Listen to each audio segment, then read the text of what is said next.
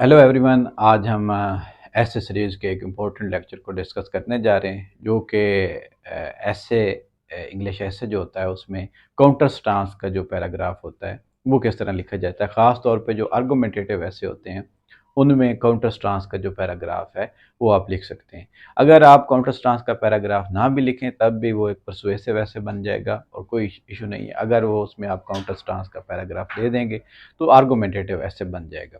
तो आज हम देखेंगे किस तरह जो काउंटर स्टांस का पैराग्राफ होता है किस तरह लिखा जाता है, उसका स्ट्रक्चर जो है बेसिकली क्या होता है और किस तरह हमने उसको लेके चलना होता है। और उसको हम प्रैक्टिकली एक पैराग्राफ बना के देखेंगे कि ये बेसिकली किस तरह बनाया जाता है।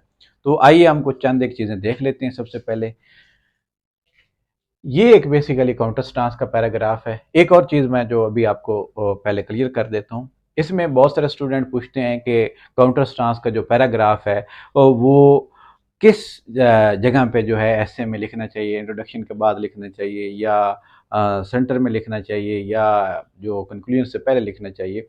तो इसके लिए कोई हार्ड एंड फास्ट रूल नहीं है। इसमें आप इंट्रोडक्शन के बाद भी काउंटर स्टांस का जो है काउंटर नैरेटिव जो है उसका पैराग्राफ लिख सकते हैं, या आप सेंटर में भी लिख सकते हैं या कंक्लूजन से पहले भी लिख सकते हैं। इसमें कोई हर्ज नहीं है।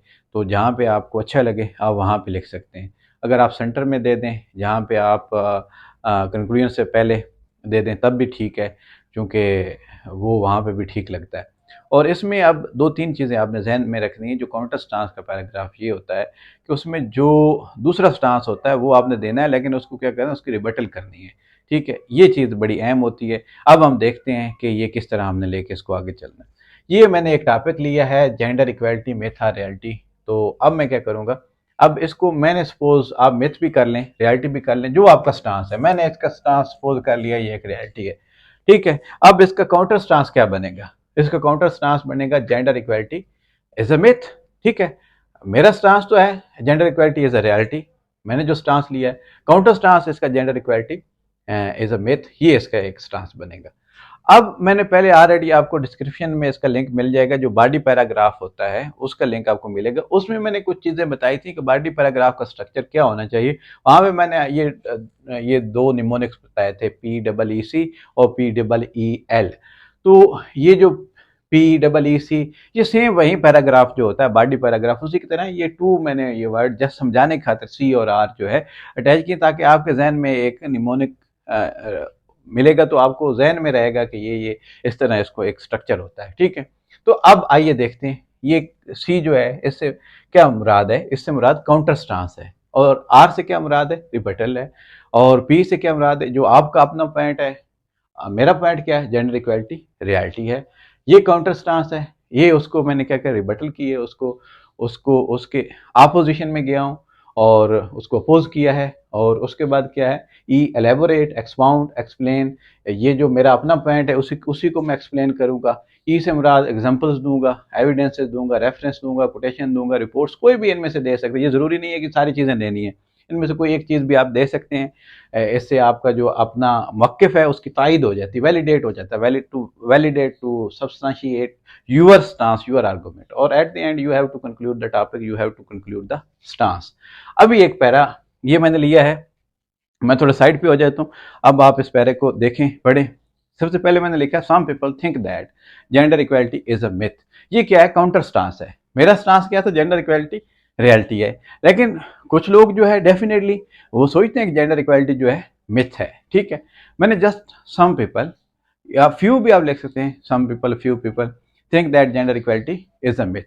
अब ये काउंटर स्टांस, अब मैं इसकी रिबटल करने जा रहा हूँ। देखिए कैसे किए, but in real sense their stance only reflects the pessimistic views about gender equality। लेकिन जो उनका स्टांस है वो ग्राउंड रियलिटीज पे मबनी नहीं है। जस्ट वो एक एक ओवर राइडिंग उसकी आप कह लें कि फैक्ट्स हैं। ये जस्ट एक मिथ है। ये जस्ट उसकी कोई हकीकत से तले एक फिक्शनल है, एक उनके पेसिमिस्टिक व्यूज है, नैरो ओपिनियन है, जो भी आप इसमें अज्यूम करना चाहें अज्यूम कर सकते हैं। But in real sense their stance only reflects the pessimistic views about gender equality. यहाँ पे मैंने क्या कर दी, रिबटल कर दी। वो सी आर कंप्लीट हो गया। अब मेरा अपना पॉइंट क्या था, जेंडर इक्वालिटी जो है वो रियलिटी है। In present times gender equality is becoming a reality. अब ये मेरा अपना पॉइंट हो गया। अब मैं क्या करूंगा, इसको थोड़ा सा एलेबोरेट करूंगा। Gender based stereotypes are vanishing from the social psyche.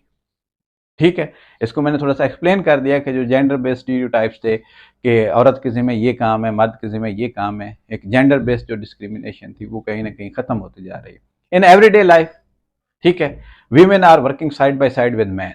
इसको मजीद थोड़ा सा मैंने इसको एलेबोरेट कर दिया, इसकी एग्जांपल भी ये आ गई। ठीक है, हम अगर रियल लाइफ में देखें तो हमें ये नजर आ रहा है इन डेवलप नेशन। अब इसकी एग्जांपल्स देखना, रेफरेंस देखना। In develop nation women efforts are making distinction in the development process of those nation. Develop nation में बिल्कुल वीमेन की जो कंट्रीब्यूशन है उसको आप निगलेक्ट नहीं कर सकते। बहुत ज़्यादा कंट्रीब्यूशन है वीमेन की, और तब भी वो कंट्री डेवलप्ड है जबकि उनकी वीमेन जो है वो they are becoming part of the development process of those nation. अब मजीद आगे हैं। अब ड्यूरिंग पेंडेमिक डेज इसमें आप देखें, the leadership of former prime minister of New Zealand Jacinda Ardern dispelled all the negative connotations about the leading role of women. इसमें मैंने एक एग्जांपल दे दी है कि कोविड-19 के डेज में जो farmer prime minister of New Zealand, उस वक्त प्राइम मिनिस्टर थी न्यूजीलैंड की, उन्होंने उनका जो गवर्नेंस और सर्विस डिलीवरी जो थी वो वर्ल्ड लेवल पे उसको रिकग्नाइज किया गया। किस तरह उन्होंने न्यूजीलैंड को कोविड के इफेक्ट से जो है वो उसको सेव रखा, उसको महफूज रखा, और उनकी इकानमी जो है वो उसके ऊपर जो आफ्टर शॉक्स थे कोविड के, उससे भी वो सरवाइव कर गए। तो ये सारी चीज़ें क्या हैं? ये एक एग्जांपल जो है ये बता रही है कि किस तरह जो है लीडिंग रोल वीमेन का जो है वो बहुत ज़्यादा इफेक्टिव है। और इससे क्या है, जेंडर इक्वलिटी को जो ये चीज़ डिफाइन कर रही है कि जेंडर इक्वलिटी जो है रियलिटी है। उसके बाद लिखा हुआ है, many reports and statistics of various organization clarify the fact that women in the 21st century are more powerful than ever they have been throughout the whole human history। तो वाकई आज हम देख रहे हैं कि 21st सेंचुरी में basically क्या है, जो वीमेन है वो आज की सेंचुरी की जो औरतें हैं, खवातीन जो हैं, वो पावरफुल हैं they ever have been in the throughout the whole human history. अब एट द एंड ये जो रेड में मैंने लिखा है, hence by all means gender equality can be considered as a reality in this age of modernism. तो कब क्या करने जा रहा हूँ, कंक्लूड करने जा रहा हूँ टॉपिक को। तो यही जो मेरा टॉपिक था वो क्या था कि जेंडर इक्वलिटी जो है reality, hence by all means gender equality can be considered as a reality in this age of modernism. तो ये बेसिकली काउंटर स्टांस का पैराग्राफ होता है। अब स्टूडेंट क्या करते हैं, काउंटर स्टांस का पैराग्राफ लेते हैं और उसको क्या करते हैं, वो सारा जो काउंटर स्टांस है उसको लिख के उसी के सपोर्ट में, अब काउंटर स्टांस ये था कि gender equality is a myth, तो वो इसको इसी के सपोर्ट में आइडिया लिखते जा रहे हैं, जेंडर इक्वलिटी इसलिए मिथ है, इसलिए मिथ है, इसलिए मिथ है। बल्कि ऐसा नहीं है। आपने जस्ट वो जो व्यू पॉइंट है, जो काउंटर व्यू पॉइंट है, जस्ट उसको लिखना है, फिर उसको आपने क्या करना है, निगेट कर देना, रिबटल कर देना है। ठीक है, उसके बाद आपका जो अपना मौक़िफ़ है उसको लिख के उसको फिर सपोर्ट करके आपने बताना, एट द एंड आपने अपनी बात को साबित करना है जो आपने स्टांस लिया है।